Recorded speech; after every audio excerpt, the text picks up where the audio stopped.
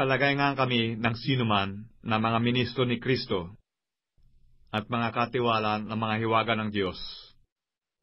Bukod dito'y kinakailangan sa mga katiwala ng bawat isa ay maging tapat.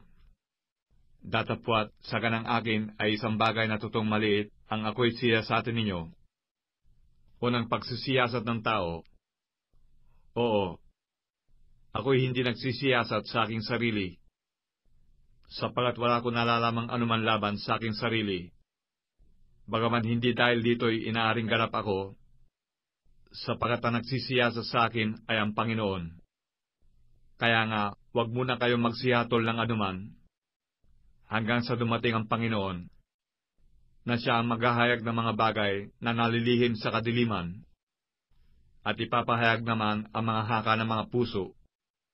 At kung magkagayon, ang bawat isa ay magkakaroon ng kapurihan sa Diyos.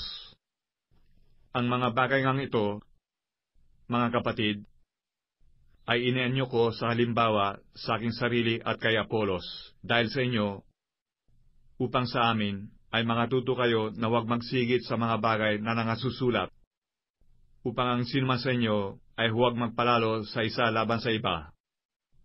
Sapagkat sino ang gumawa na ikaw ay magtanggi? At anong nasa iyo na hindi mo tinanggap? Ngunit kung tinanggap mo, ay bakit mo ipinagmamapuri na tulad sa hindi mo tinanggap?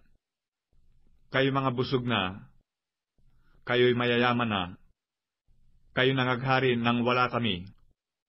At ibig ko sana mangaghari kayo, upang kami na may mangagharing kasama ninyo, sapagat iniisip ko na pinalitaw ng Diyos kami mga apostol na mga kahuli-hulihan sa lahat, na tulad sa mga itinalaga sa kamatayan, sapagat kami ginawang panoorin ng sanglibutan, at ng mga anghel, at ng mga tao. Kami mga mangmang dahil kay Kristo, ngunit kayo marurunong kay Kristo. Kami mahihina, ngunit kayo'y malalakas. Kayo may karangalan, datapwat kami ay walang kapurihan. Hanggang sa oras na ito'y nangagugutom kami, at nangauhaw, at mga hubad, at mga tinampal, at wala kaming tiyak na tahanan. At kami nangagpapagal, na nangagsisigawa ng aming sariling mga kamay, bagamat inuupasala, at kami nangagpapala, bagamat mga pinag-uusig, ay nangagtitiis kami. Bagamat mga sinisira ang puri, ay aming pinamamanhikan, kami naging tulad ng yagit sa sanglibutan, sukal ng lahat ng mga bagay hanggang ngayon. Hindi ko isinusulat ang mga bagay na ito upang kayo hiyain, kundi upang palalahanan kayong tulad sa aking mga minamahal na anak.